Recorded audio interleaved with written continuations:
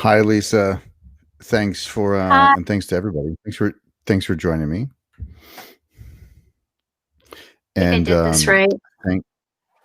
Okay, good. We're handling some technology stuff. Um,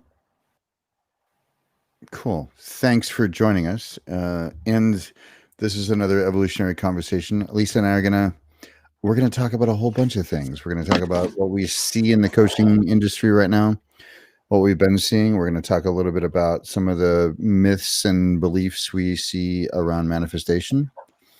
And I think we're even going to talk about occultism, aren't we?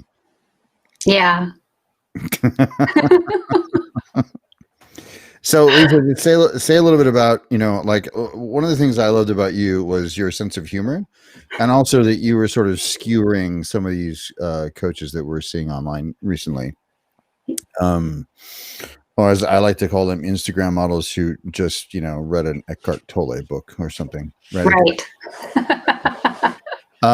So could you just, and then I think you did something around, you made you made a post about age, uh, what do you call it? Anti-aging.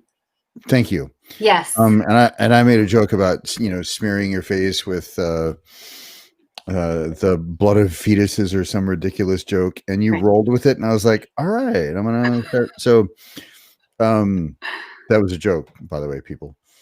So would you just say a Maybe. little bit about yourself and about what you do and how you got in this business, and then we can talk about the things we're going to talk about. Oh, I'm going to go ahead and do it really quickly. Let's see. I want to see how Mm, fast I could say it. So, um, I started, I originally started in the health and wellness industry. I owned one of the largest alternative health centers in California.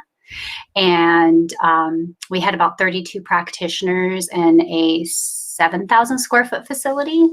So it was like, pretty big. And anyway, did that. And then I sold it.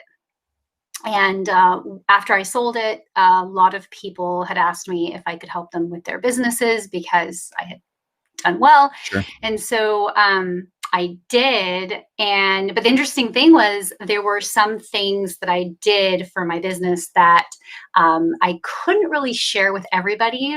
Some people, it just didn't seem like it would be something that they would really freak out if they knew some of the stuff I was doing. So, um, so I hopped online and noticed that there were so many coaches. I'm not kidding you. There's like Right. coaches, business.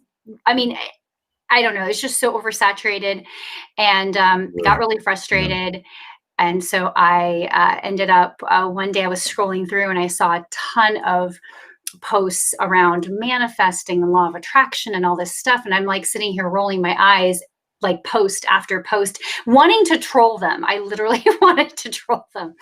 And I said, I'm Yeah. going to teach a free class and get it out of the way, out of my system, because I myself am an occultist. I've practiced magic for, I've been an occultist. You know what? I couldn't believe how long it's been. All my marketing says 20 plus years, but it's actually 25 plus Hmm. years. Sure. That kind of ages me. And so I did this class, and there was like by the third day, because I put everybody into a Facebook group, and I'm like, okay, guys, we're Yeah. locked in. I'm teaching you all this stuff, and then we're Right. done.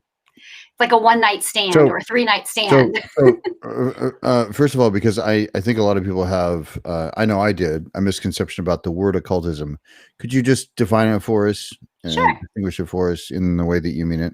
Yeah, so occultism actually is just a word for secret or hidden knowledge. Thanks to Hollywood, people associate it with like Satan worshiping and really crazy dark stuff. But really, that's what it is. And if you really look at in the culture of magic or an occultism, Sure. it has like there's like these subcultures kind of, and people who associate with being called an occultist typically are people who are a little bit more skeptical. We like to use we like to use what works. We like to stick to things that are we don't like to bastardize things. There's been a lot of bastardization with Sure. manifesting and magic.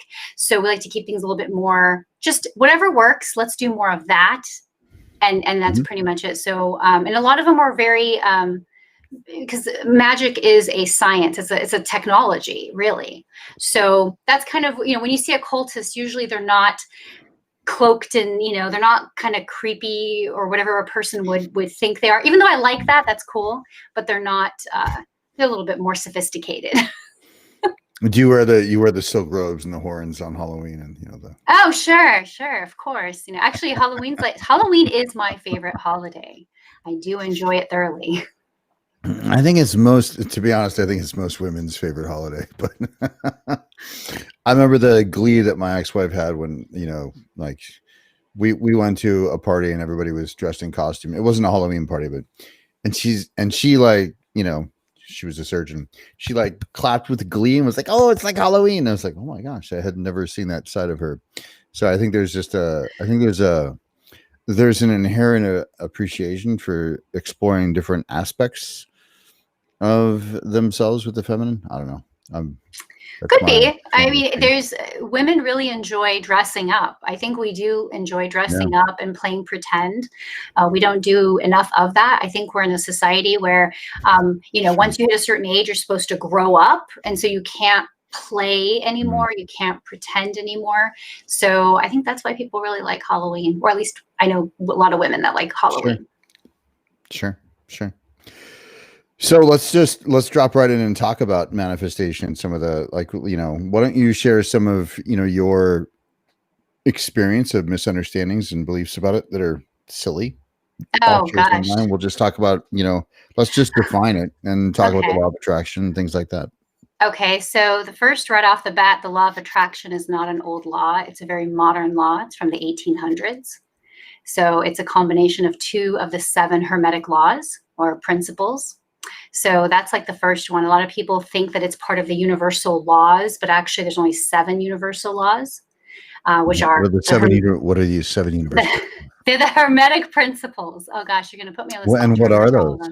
It's the principle of rhythm, principle of correspondence, principle of vibration, principle of cause and effect, principle of, oh my goodness, Jesus, I just like hit a blank. I don't even know. There's 7 of them. Gender, there's a law. I just Googled gender. And mentalism. So mentalism and vibration are the 2 that are combined that equal the law of attraction. The reason why it was created was because at the time, they wanted to introduce the world or society to mysticism. However, religion was a big part of society. So they decided occultists decided to take these 2 principles, slap them together, and incorporate a lot of, you'll find that law of attraction has a lot of similarities to religion. So it's like the universe or some kind of higher power.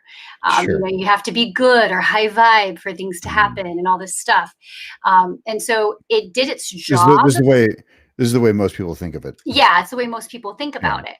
And so it did its job, but I don't think people... it didn't, people stopped right there. It was like an introduction, and then people just stopped there and they don't go any further. Yeah. Thank you. I don't know nearly as much about the history of it as you do, but I do remember. So at one point, around 2006 or 2007, I was doing a couple of podcasts and we're getting 4,000 downloads a day. Wow. So they were doing well. And the only really nasty email I ever got from a listener was, I said, I'm going to demystify the law of attraction and explain the science behind it. Right. And I don't know if she misheard it or if she just didn't like me explaining the science behind it. But she sent me this really nasty thing and was like, I just laughed at it because what do you do? But she's like, well, somebody who is trying to debunk. And I was like, I wasn't trying to debunk it. I was demystifying it, which to me, debunking and demystifying are actually very important distinctions. Right. Like, demystifying is like, here, let me explain why this thing works, how it works. But when you take people's, and I, the one trouble I had with what I see you doing is I was like, I get the magic thing, and I love that you're doing that. And I was like, I can't tell if it's just brilliant marketing, but some people, if you explain why it works, if you take the magic away in the way that I mean it, not necessarily in the way that you mean it, Sure. Yeah. people get really offended because you take away their mythology. And actually, I didn't talk about this right before we got on the call. But one of the things I want to talk about with you, because I think you and I agree on this, based on our previous conversations privately, is really that people love mythology. Like they love mythological thing. They love. I mean, it even fits with playing dressed up, right? And not there's anything wrong with that. It's fun, but it's also not who we are. And so, for me, the things I've noticed with the law of attraction are people using, and part of what I've noticed is just the bastardization of some principles. Like, here's the thing that works, and then people misapply it. I'm like, no, it doesn't. Like, you don't apply it that way. Or they take a principle or they're just not seeing it, or they subvert the intention. And one of the things I've noticed with the law of attraction is people think, oh, well, if I just intend it, like people will start calling me. I'm like, no, it doesn't exactly work that way. Like, I mean, maybe it does, but there's an action piece that's missing for a lot of people. It's like you can, your reticular activation, your reticular activator works. Like hunter-gatherer years, there's biology that it's like when the car that you decide you want to buy and then you start seeing it everywhere. You didn't manifest the car out of thin air. It didn't suddenly appear on the street. Your mind is just now sorting for it. And similarly, and this is an interesting biological fact. Like the receptors in our eyes, they have to be reduced by 50% to go to the optical nerve. So our mind has to sort out certain things and makes decisions about what we see and what we don't see. And we've seen this online with color, like look for the numbers inside the colors, and is this picture of a profile or half of a man's face? And I always say it's both because I can see both, but so a lot of people don't understand that you then have to also, like, yes, it's important to look for opportunity, look for possibility, set your mind to your intention, but also to take action. And the biggest thing I saw with people, the law of attraction and manifestation, is they think if they just do their little 10-minute meditation in the morning, then like stuff's going to happen. They're going to get emails. They're going to call, when the rest of the day they're a bundle of anxiety and self-doubt. And so that's like, I just noticed the misapplication of the principles. It's like, no, it's not going to just going to happen. So that's what I've noticed. Yeah. Well, so in mainstream law of attraction, people are taught that they can journal like crazy and something's going to happen, or they tap themselves silly and something's going to happen, or they just have to declare it. I can't stand that word. They have to declare it and it's going to happen. That's going to happen. Or they'll put a vision board. They'll sit there with paper and paste and just start cutting things out. And all these things are I think they're great little tools for people but it's all mindset. If people really want to practice magic, it's a little different than that. Now, first thing, the funny thing is, believe it or not, magic, real magic, and the science part that you talk about are much more closer in similarity than mainstream law of attraction. Yeah. So it's like coffee table zodiac, right? Is another similarity. It's like, I like that you're using mainstream. Like, it really is just coffee table. It's just, I read a meme somewhere. I read an Eckhart Tolle book. Anyway, please continue. Yeah, I know. I was going to say the other thing that, I'm sure you've seen this too, is where people get really stuck on these angel numbers, which again, it goes back to the same thing you mentioned about, okay, if your brain is now looking for these things, even down to the point where you're actually going to look at the clock at that exact time. Now, sure. If anything, if somebody really was into that stuff, if I were them, I'd use it as reminders to do something, or a reminder that like keep going. But instead, they put all their energy into these things, and you know what it is? It's so disempowering because they believe that these numbers or this journaling or the universe is going to give them something when they themselves are the ones that have the power to do it. And for me, it really is, where do you put the, I completely agree. And for me, the problem really is, where do they put the locus of responsibility, or the locus of power, LOCUS? And if it's like, and they want to put it outside themselves for some reason. And I don't understand why. And it leads to so many problems, because they usually abdicate responsibility in both ways.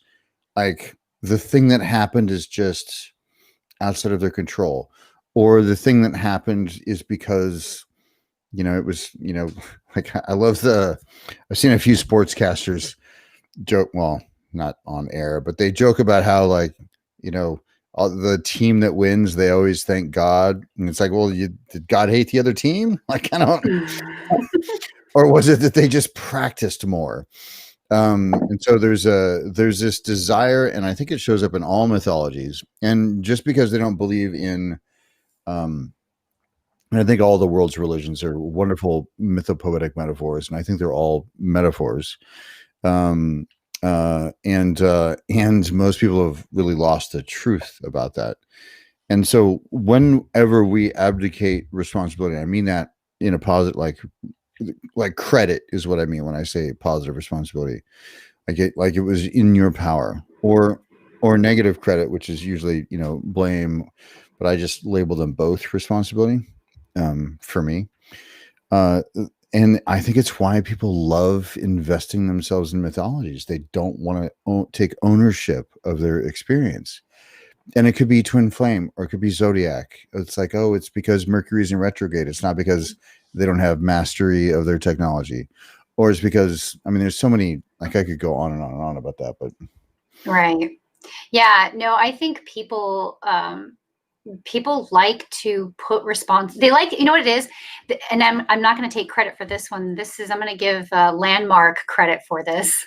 Is, humans are meaning making machines. We make meaning out of everything. And so that's really what I think, people have to have a reason why something, and a lot of it's a crutch. Like, they want to know that it's because of, I don't know, whatever it is, and that's why it didn't happen. So then they kind of take that the heat off of themselves a little bit. But after a while, you can only do so much of that before you actually aren't happy anymore, or just feel kind of like you're not getting anywhere. So you're just not going to, you almost, I think I've seen people even like just kind of stop trying. It's like self-fulfilling prophecy or something. Right. Totally. All right. Let's talk about coaches. Sure. I like that. It's kind of fun. Oh my gosh. By the way, I've never called myself a coach. I should just say that. Mostly because I felt like it wasn't what I was doing, even though I've been in, like, what some would consider the business of coaching full time since 2004. But I realized there's a few things I've just seen that I'm like, make me cringe. But one is obviously the, like, well, and I've seen this with, young coach. Well, that the clients you get, they come to you with the issues that you need to work on yourself. And I was like, Todd, I hope not. And if so, you should refer them out. Like, you shouldn't be like, well, I have to work on that too, so I should work. I'm like, no, man, it's like the worst reason to work with somebody. Oh, you should tell them, no, I'm still working on that myself. Please go see somebody else. But in general, I've just seen a lot of people, especially lately, they're really good marketers. But they've either just done a course, and it's usually like one thing. They've done like one thing, or have one modality they're coming from. And they're usually, younger. But they've taken a marketing course and they're really good at marketing, but they're absolutely terrible coaches. And you can see them projecting. They're either attached to, like, talking to you about a thing that without even asking you what your outcome is, right? And for me, the litmus test of a competent or someone in the helping industries, I'll say, a guide, a coach, or is that they before they start talking, they ask you what you want. What do you want? How would you know when you have it? What's been stopping you? And then if they can help you, then they talk about what they do, and that's in a conversation. But there's so many people out, and I think some of it's just been part of the pandemic has actually impacted the industry even more negatively, because people who would normally be involved in other things are thinking, well, they could just, do coaching over video or whatever. So what have you noticed? Because, I think you and I had the same experience with everything that we've seen on social media, especially in the last year, but just go ahead and riff. Yeah, well, it's a cesspool. It's like, you've got all these people who, you know what? People are desperate. That's like, people are desperate and they are trying to survive, but what's funny is a lot of them are doing it the wrong way. So like, you might have really great marketers and they should go out. Like I saw this woman who I would say is like an excellent salesperson. Like this woman, I'm going, man, I would so buy like whatever she would say, whatever it was, I would do it because it sounds like she knows what, if I could learn how to sell like this woman. Okay. Sure. But instead, she's doing something like, I don't know, some kind of spiritual something or other, which is completely like, and then in that space, she doesn't shine as much. But yet people are buying her stuff and because she's great at marketing and sales. But the thing is that she shines in that her stuff is it's not as great. Like, you know what I mean? And I've seen a lot of people do that. Like they're really good at sales or marketing. They're just great marketers and they probably could do even better just doing that. But for some reason they want, and I don't know why they want to do and I think it is, you know what it is? It's this thing of coaches who teach coaches to be coaches. And so those coaches are really encouraging coaches to teach coaches to be coaches. And so everyone's coaching coaches. You know what it is? It's a big giant MLM. It's an MLM of coaches. Oh, okay. That's what it is. I'll sign you up. I'll teach you to be a coach so you can coach coaches to be coaches, and I've also seen some of them take a percentage from the coaches they're coaching to be coaches. So really, technically, it can be an MLM, I think. Maybe we should start it as an MLM, actually be legitimate with it. You're hilarious. There was actually, so I was very fortunate that I realized at some point there wasn't anything I could do other than be an evolutionary guide, but I didn't know what I was actually doing at first. I had studied NLP. I was a master practitioner of NLP and integral theory, and self-esteem. And I had done a bunch of different things. Like I did Landmark's curriculum for a living back in 1999. Interesting.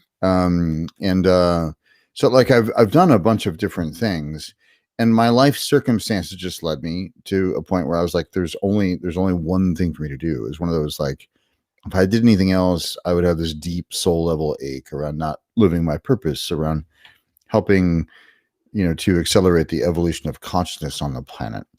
And for nobody was teaching coaches how to, and I didn't like sales and marketing, to be honest. So I think a lot of people try to bolt on sales and marketing things.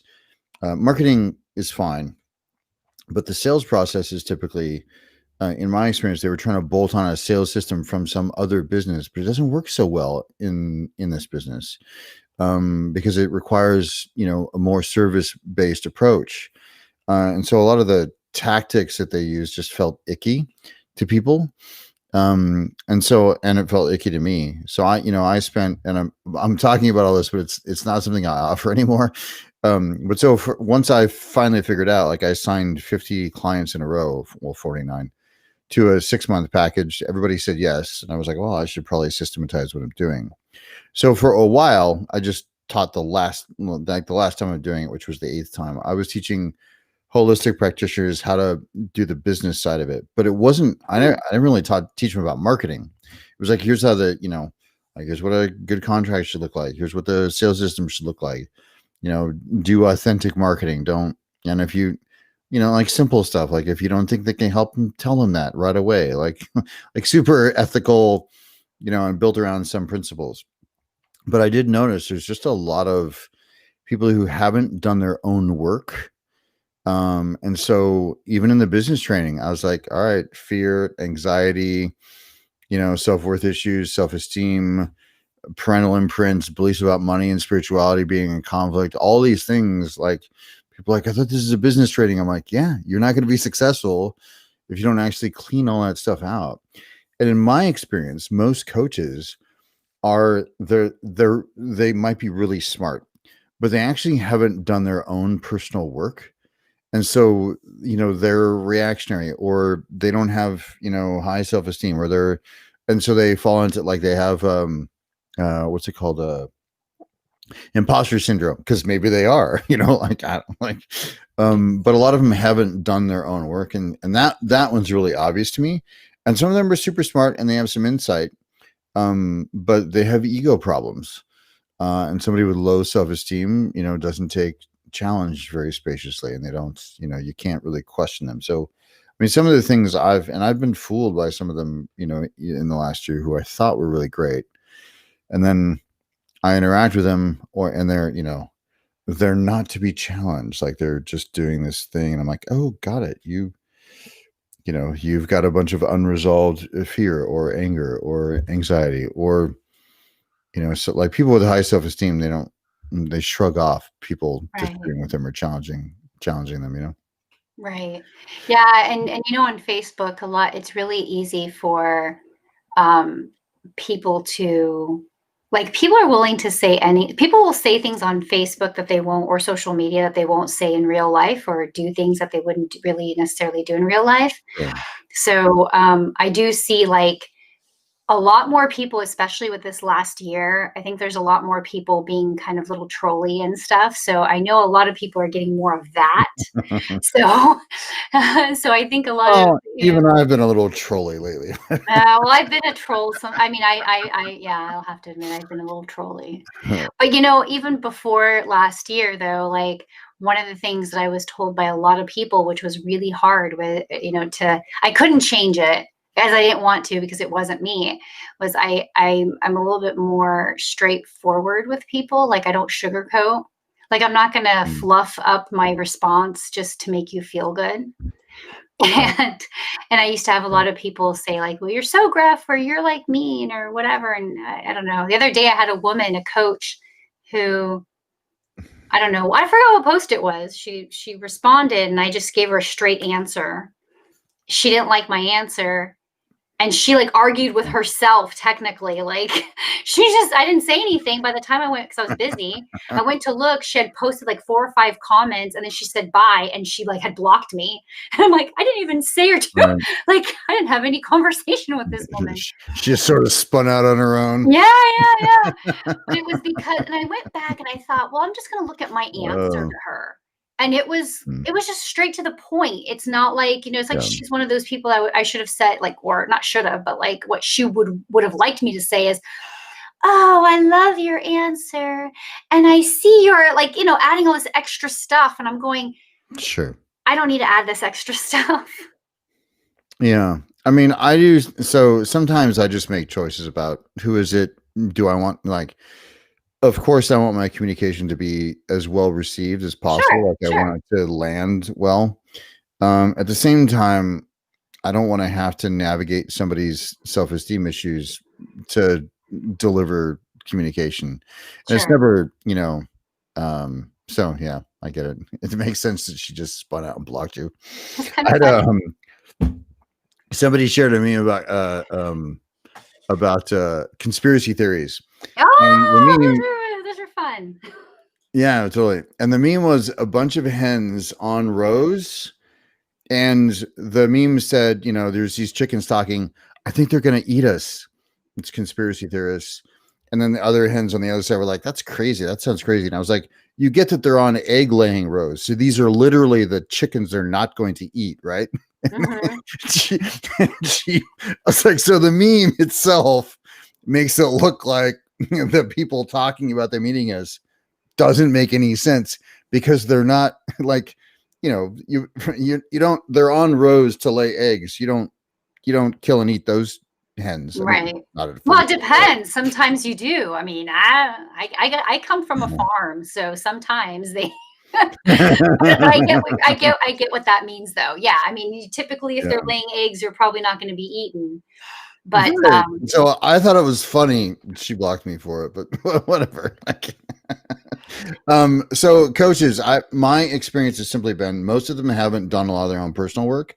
And so they're coming from I've been blessed that like my life forced me to start working on myself 30 years ago. So, I've been an NLP master practitioner since I was 25 years old. And I just turned 50. And one of the things that, I was very fortunate to find an organization that was about making sure you integrated it. And, one of the things that was actually on my certificate at the time was that I demonstrated respect for the ecology of the being I was working with.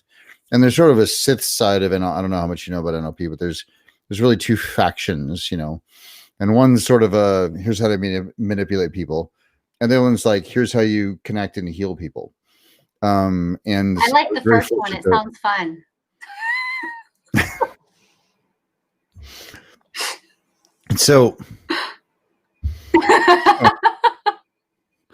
so I have a very bright line with, non-verbal powerful tools of influence. And, one of them is simply, if you're doing it in service of their outcomes with their permission, that's ethical.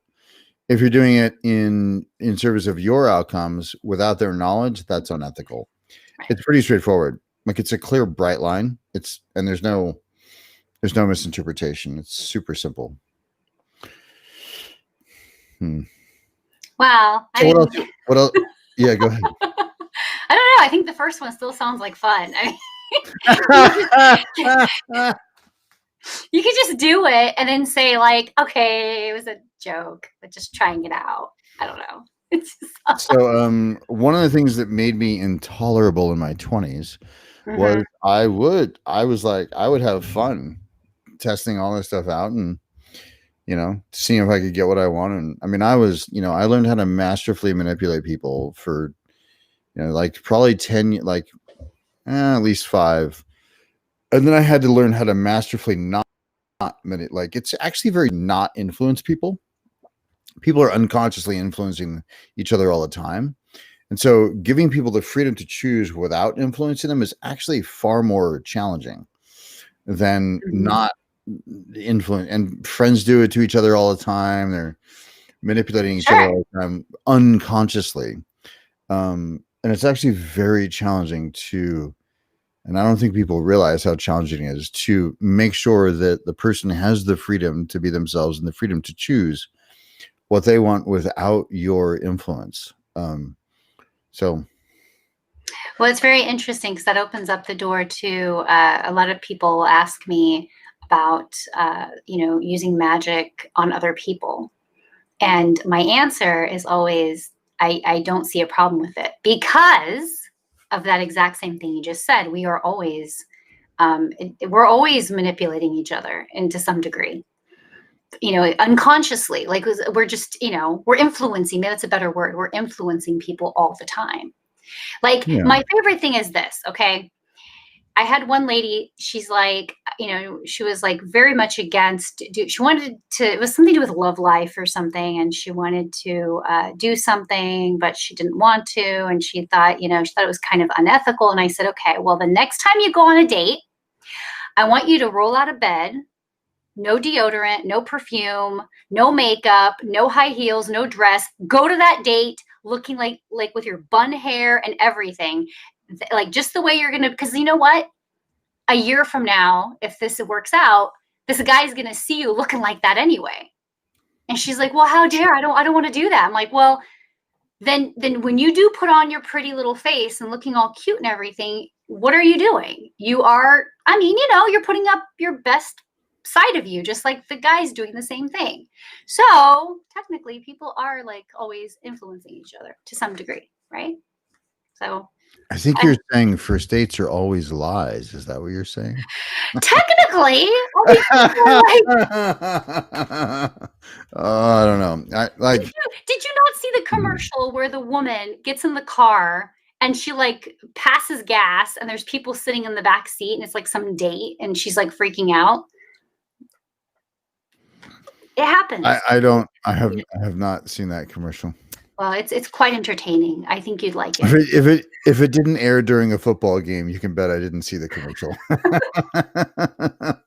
It's the only time I watch commercial television. All It's right. good commercials.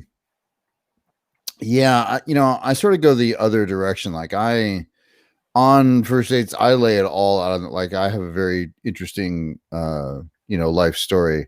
I make sure they know exactly what they're in for. Well, it's not that they're in for that, but there's no surprises, right? And also, given I was in prison at 19. I had this horrible divorce. My father committed suicide. I've been HIV positive for 20 years. I mean, I'm undetectable, but I've been, so there's all these things that I think that, it helps inform. It's like, why am I a high school dropout? Like they wouldn't think that I was like, oh, I went to prison instead of going to college. So part of it is just to see, like, I don't like them finding any of those things out later is a bad idea. But also I get to see how they can handle it, like how well they can handle it. So I'm kind of the opposite. And if I did have one woman say, you shouldn't tell someone all that all at once. I was like, it's the same thing I send to my clients before they work with me. Like I have a recorded version that I just, so I don't, and I don't. So for me, being open, being honest, being authentic, and is actually far. Well, you could, to our point, you could say that's. So I think that the most powerful tool of influence is just telling the truth. Actually, but a lot of people don't think you can or shouldn't. But Right. I think that's a whole relationship conversation. Right. Well, I'm just saying, majority of people out there, they don't do that. Like when they are going out and seeing people, they're kind of, I don't know. I mean, from what I hear from people, or even like, in conversations with girlfriends when they're getting ready to go see somebody or something, it's like, I don't know, there's this, how they show up or how even the other person shows up is very different than like later on, I guess. I don't know. I'm the last person to talk about relationships with, so. I'd be pissed if I felt like somebody misrepresented themselves in any way. Like I would be. Sure. I'm not a big like trust. Like I don't like. I just trust. I'm gonna do a thing about this after you and I end this call. But I saw a post from one of my clients recently, a public post that said, how do you build trust? And I was gonna say, well, like for me, people don't build trust with me. I trust them. They can erode it, but I also don't get involved in like respect, loyalty, trust conversations. And some of this is an unpopular reframe, but I'm like, well, I can trust them to be exactly who I know them to be. Like, but if they lied it, like I have a couple of sort of, what do you call it? I have a couple of hard barriers. One is lying, but if they do lie to me, my first question is typically, is there something I did to have you not feel safe enough to tell the truth? And then I'll get some feedback. We'll be more connected. But man, if they lie to me a second time, that's I'm just done. Like Sure. because you can't, if you can't agree on what's true, what's real, then there's no. And then the other one's physical, but like there's no second chances on physical violence for me in relationships. Sure. But I don't get involved in the whole like building trust, and because to me it's a whole conversation about safety and for me, I just don't. They're just not. I consider them low level ego conversations, like or low self esteem you know, like I don't need like the whole like you disrespected me. I'm like, I don't like I never have the opinion that someone disrespected me. Partly because I'm not looking for them to respect me. I don't care. I have enough of my own. I don't need theirs. Right? Mm. Anyway, but you have it that the most of the world is generally being dishonest to some degree on a. I think In people the, to some degree are being, being people sometimes hold, I think a lot of people hold things close to themselves. I think a lot of people sometimes will share themselves in layers, I think. Like they sure. kind of, and these are a lot of this too are like stories I hear from clients, like where they talk about, something that's going on and you kind of find out, well, I said this, but I actually meant this, or I did this and I actually meant, and so from my experience with a lot of people, it just sounds like people, just kind of don't, I think it's almost like a new thing to kind of, which it shouldn't really be, but it's almost like it's a new thing to just lay it all out on a table and like, here's everything, here it is. Yeah. Like, it's this whole, yeah. I mean, I just think of the suffering that people go through when they don't tell the truth. Sure. Like they're sitting there going, "Well, I'm going to have to say this thing." Like I don't have the energetic space for that. I want to just like secrets cause I don't know illness. They cause a dampening of the spirit. They occupy brain space. Sure. So for me, like telling the truth it just feels better, and the person then has the information they need to make a choice or not. Um, Right. and so I just think that the low grade suffering that goes along with being less than fully honest is a real thing. And I think people like if they just got over it and just said it, and then it builds. Like if they wait too long, it's like and it gets bigger and big. Like it's like it just gets bigger and bigger in the back of their mind. Mm-hmm.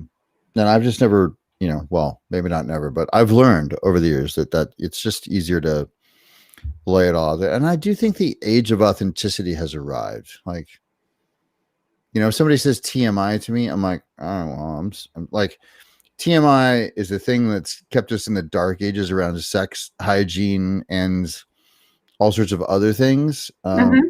or oversharing. I'm like, please overshare with me. Tell me everything. You have no idea that you're revealing a lot more even than you're saying when you Right. Well, don't you ever like go use, on. so yeah, so see, I'm curious. So like with your NLP background, don't you ever like when you hear people talk, isn't it hard to kind of shut off the part of you that's actually analyzing things as it's coming at you? It's not hard, it's impossible. So and this actually used to be in my bio that one of the things that makes people uncomfortable is it used to be right on my bio page on my website that I could see more deeply into them than they see into themselves. So it took me a long time to get to know with clients when I could say that, like when it was time for me to layer the piece that I saw. Sometimes I've waited up to 4 months to deliver something to a client, and I have it that's one of our responsibilities in a relationship with a client is to know when they can hear what, so we don't blow them out, Mm-hmm.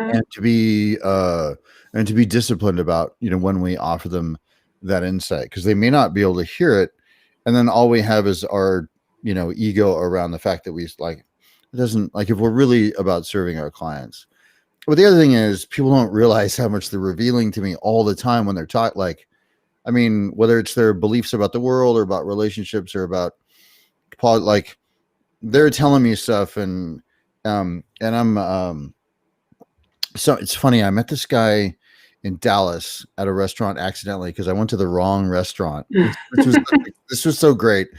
I was new to Dallas and I had a date, and she's like, I want to go to this restaurant, and I sent her a screenshot of Google Maps, and I was like, is this the place? And she said, yeah. Well, they had two locations, and the one that I went to was it was the same distance away from where, but it was like a triangle. So like I was 45 minutes away from where she Oh was, no. even though I had sent her a screenshot and said, is this the place? Right. So I sit down next to this guy, and he turns to me and he goes, what, like within five, I don't know, 3 to 5 minutes, he asked me what, like he said, it seems like you've got PTSD from your, like, what happened in your, like, he like, and I was like, how do you know anything about that? Um, and he said, well, you're micro slicing. I said, what's micro slicing? He says, you are incredibly rapid at analyzing people within like seconds. He says, and that only happens with people with traumatic pasts who typically have PT. Well, he'd been around a bunch of special ops people. I didn't know this. And he wasn't in special ops himself, but, and he, the next day he introduced me to an author who wrote Just Deal With It, who's a Australian special ops guy who had been trafficked by his parents at the age of 5. Oh Like, no. yeah, it was really, I mean, but it was also like one of those, like, I was on purpose. It was Sure. great that I went to the wrong restaurant. Like, there was a bunch of things involved in that whole series of interactions. But he introduced me to this term micro slicing, which is essentially I can look at somebody and, tell by the way they're walking a certain thing about them, or their posture, or the way they're languaging a thing. So I can't turn it off. I just don't talk about it, because a lot of people do not like it. If I ask them, they're like, "Oh no," but then later on they admit that it was just too intimate for them. And so there is a level of discernment I have to have with what they can hear when, or what I can ask about when, because not everybody's throw it all out on the table like I am. I think it takes a lot of one of the things I've posted a few times is it takes a lot of personal development to just be yourself. Sure. I think it takes even more personal development to be yourself and to also let other people be themselves, like wherever they're at. Yeah. So, Lisa, what do you got going on? What are you doing? How can people reach you? Yeah, well, actually, like right now, I'm pretty much, just sticking to my Boss Witch Club. I know that sounds so cheesy, doesn't it? Your Boss Witch. Boss Witch Club. It's marketing, right? Well, no, it's actually a membership with like a ton of courses and stuff like that. But the name, the Boss Witch Boss Club Witch Club, yeah. Yeah. And we've got men and women in there. We've got, dudes and but that's pretty much like been my thing, for a while there. And I'm sure other coaches, God, I really don't really call myself a coach either, but people in this type of industry, I struggled for a while there with like, you got the memberships and everybody's got the courses and you've got the this and you've got the that. And before you know, you've got like a gazillion things. And I was like, you know what? I can't do this anymore. Right. It's going to take so much from me. So yeah, so I got the membership, and I have a free community that people can totally join, which has like a lot of good information. Because I think people need to kind of at least get to know what I'm about and what magic is all about before even like checking anything else out. But it's pretty much what I've been doing. I think a lot of I think it's important. I think what a lot of new coaches don't realize when they're building their business, people need to get a sense of you to want to work with you, because it's a very intimate relationship. I mean, I worked with a client who he called me before he called his wife when he got diagnosed with cancer. Wow. So that's she was his next call, but sure, good. But I mean, he's like, "Hey man, I want to call you first." Like, I was like, "All right," because he knew what I had done. My doctors before I went on the meds with HIV, which was about 5 years ago. But I had been HIV positive for 15, and my doctors were like, "You're a medical miracle." I'm like, "No, I'm doing a bunch of things." Like, anyway, so what's the name of your group that they can access? The Occultist Next Door. It's a great title. Well, it's funny. Fun fact, I'm also in the film industry. So all my film stuff is very different than my magic stuff. So it's this is great. This will weed out any remaining QAnon people in my feed, because they'll be like, she must be one of those people that sacrifices fetuses for Hillary Clinton. Would you want another fun fact? Do you want another fun fact about me? I'll be very. I do. Go I'm for it. actually conservative politically, but I don't support QAnon. Mhm. I think Q is very strange. But Yeah. I'm the Yeah. occultist that's conservative. I've met a surprising number of I'll just call them like, new age hippies, like recently who are Trump supporters. And I don't want to go into Yeah. But thing here, but I'm very cool with people. Like, to me, I'm just gonna give this little disclaimer out. I don't care about people's political, like, yeah, whatever they me neither. choose. I care about, there's more to people than that. So I don't. Even if they don't realize it. Yeah. I mean, I love all my clients and students, and I know Mm, for a fact a lot of us don't have similar views in that way, and that's sure. okay. Like, that's Yeah. not what, Yeah. yeah. Yeah. So this is actually the first time Um, I've said this out, publicly like this. So it's kind of funny. well, nobody will know. Yeah, It's good. Yeah, 'cause you, like, literally technically just became like the Maury Povich of Facebook. So I just. oh my gosh, it's such a horrible. Thanks. You everybody, y'all know how to reach me, but I'm doing one final evolutionary NLP certification training. It's a 7-month training. It starts in May.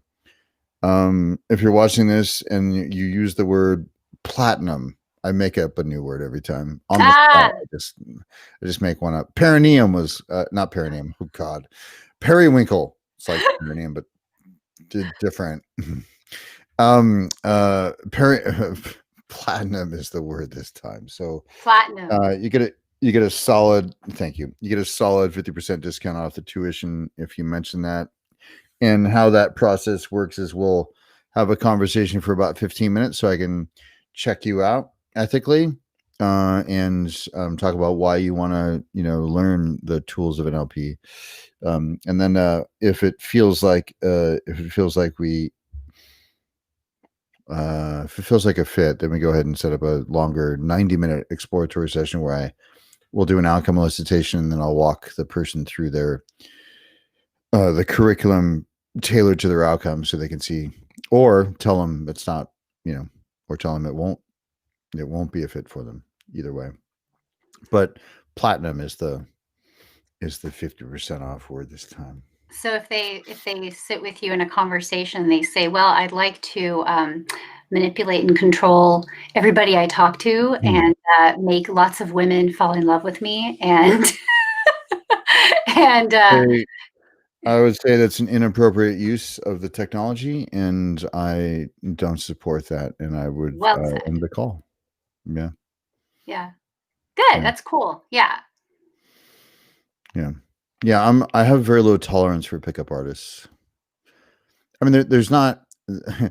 There's, like, first of all, there's a couple contexts in which you want people to remember why they did a thing. One is if they wake up next to you, and the other is if they give you a lot of money. So, like, I'm very explicit about not, like, I'm sort of anti-sales when I do my sales process. There's no people buy for emotional reasons to justify with a lot. Mine's like a really, like, here's what you want. Here's how we're going to get it. Does that make sense? Great. Let's figure out the numbers or not. Like, and I have never taught people how to overcome objections, because I think if there's an objection, either it's just not a fit or you fucked up earlier in the process. Pretty straightforward. Very simple. But I have very low tolerance for people who want to manipulate others for their own gain. But also, like, you just don't want buyer's remorse, man. Like, it's just, Yeah. and it's very easy to pick up on women. I don't want to use pickup, but, like, be up to something bigger than yourself. Have your attention on them. Be curious about them, and, like, that's it. Have all of your attention on her. Be curious about her, and be up to something larger than yourself. And it's pretty straightforward. And, be a gentleman. Open Yeah. doors.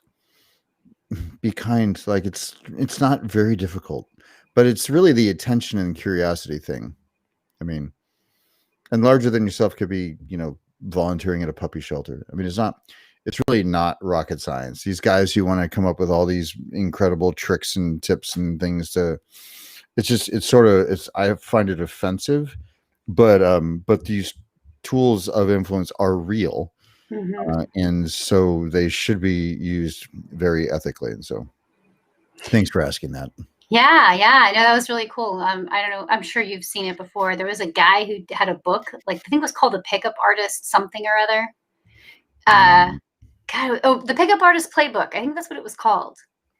Somehow I don't know if we were friends on Facebook or something. The guy, one of his things was he was teaching people, and I'm not an NLP expert by no means, but the guy, he made a post about something about teaching you how to, get laid by you talk to, like he was giving this whole thing about talking and anchoring and where to put your hand to anchor the message. And I'm going, God, this sounds so horrible. And it sounds like so much work. It's great if you're working with a client and you want to heal them from something, or or call it, like if they have an association to it, like or an allergy even, or you want to heal PTSD, or you want to resolve it. Like anchoring can be very powerful, and it should be used in the right context. It should be used in service of somebody's general transformation, or to get what they want, not so that you can manipulate them to get what you want, even though you. For sure. No, I get what you're saying. All right. Well, thank you for your time. Yeah. Anything else you'd like to say? Anything, you want to, what's your website? Actually, it's lisavaj.com, but you know what I'm going to do is I'm just going to dump all the little links down in the comments. Sweet. If that's okay with you. It'll be easy for people. And now I know how to say your name, Vaj. Yeah, it's a Portuguese last name. Fun fact. I've been thinking of it in a different way. Vaj. Yeah. Ooh. Yeah. All right, Lisa. Thanks so much for your time. Thank you. Bye. Be well.